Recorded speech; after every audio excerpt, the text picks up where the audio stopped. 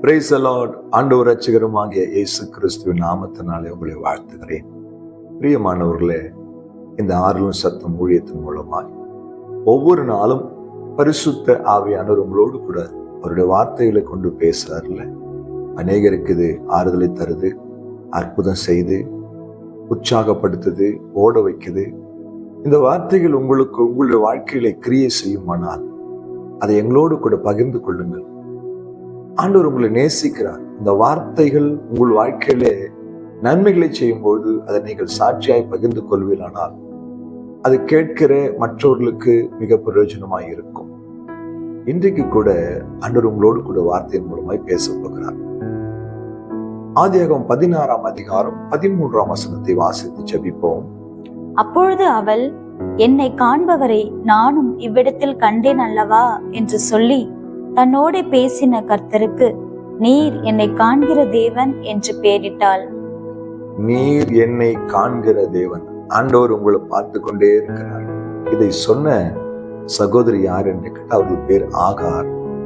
ஒரு அடிமை பெண்.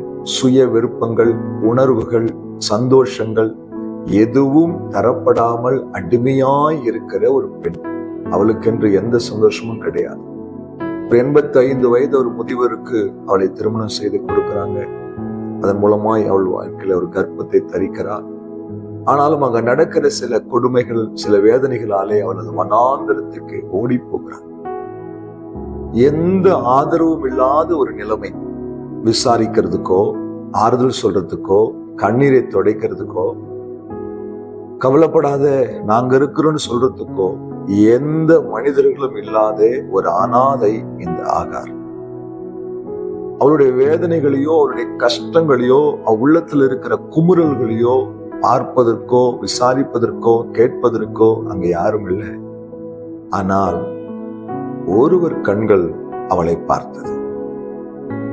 ஆம் தெய்வ பிள்ளையே, இந்த வார்த்தை கேட்கிற நீங்க கூட ஆகாரம் போல நான் எவ்வளோ கண்ணீர் வடிக்கிறேன், எவ்வளோ வேதனையோடு இருக்கிறேன், என் பாரம் தாங்க முடியல பிரதர், என்னை விசாரிக்கிறதுக்கு யாரும் இல்லை, என் கஷ்டங்களை பகிர்ந்து கொள்ள யாரும் இல்லை, என் உணர்வுகளை கொட்டி தீர்க்கிறதுக்கு யாரும் இல்லை. நீங்க வேதனைப்படுறீங்களா? கண்ணீர் வடிக்கிறீங்களா? உங்களை காண்கிற ஒரு தேவன் உண்டு.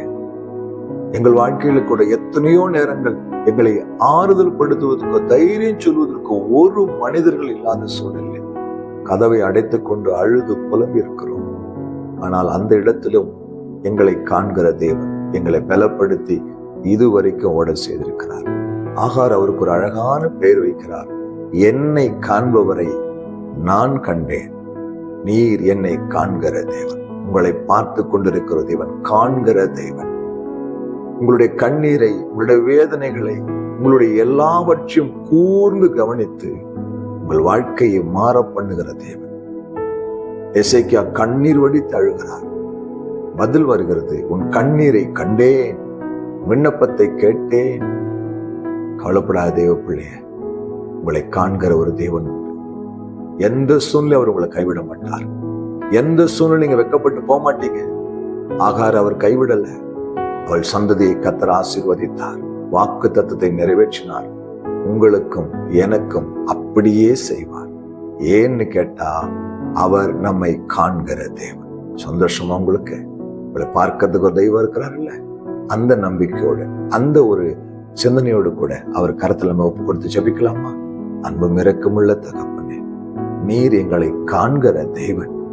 இந்த வேத வார்த்தையை கேட்கிற பாடுகளையும் உபத்திரவங்களையும் இருதயம் உடைந்து போய் கண்ணீரோடு இந்த வார்த்தையை கேட்டுக்கொண்டிருக்கிற ஒவ்வொரு பிள்ளைகளையும் நீர் பார்த்து கொண்டிருக்கிறீர். அவர் வாழ்க்கையில மாற்றத்தை தரப்போறீர். இதுக்காய் நன்றி. இயேசு கிறிஸ்துவின் நாமத்தில் பிதாவே, ஆமென். ஹல்லேலூயா. God bless you.